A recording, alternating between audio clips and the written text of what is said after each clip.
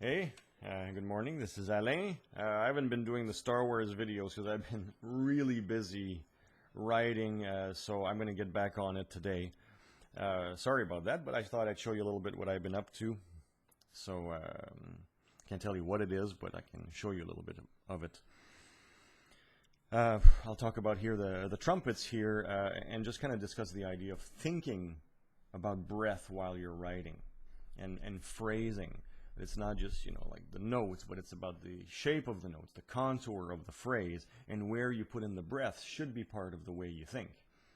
So if you're, for example, a piano player or a guitar player, thinking in terms of breath is just, we think in terms of just releasing the note. Start the note. Nothing can happen to the note on a guitar, except maybe some vibrato, but there's no crescendo, there's no little details that get into it.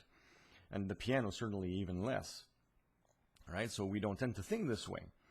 But for a brass player or wind player, anybody that breathes, and also the bow, the note evolves during the phrase. So, and of course they need to breathe. So if you don't give them a place to breathe, they'll breathe where they can. And that may not be, and I have had this experience, it may not be where you want it. And suddenly, oh, where's that note it's not there because they had to breathe. Right, and they didn't mean that to happen, but they just maybe just ran out of breath, right? So, you notice here there's this little pattern, ta ta ta ta ti, and then there's nothing in that measure, so I have the full half note.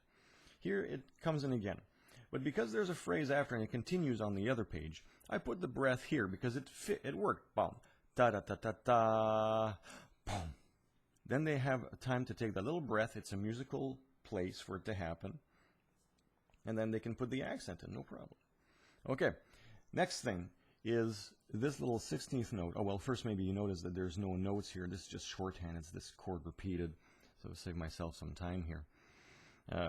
So there's a triplet, pa-dum, ta-ka-da-ta-ta-tum. So this phrase could have been done with dotted quarter note, ta, ta-ka-da-ta-ta-tum, right? So this is not, to me, this is not about breath. Because there may not be a breath taken here. It's about shape, contour. Pa-da-ta-ta-ta-ta-tum. So maybe a little push there.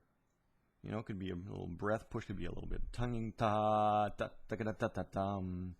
I find this gives it more shape, more interest. Yeah, I just, I really do consider length of notes very much when I'm writing for winds and, well, for everybody.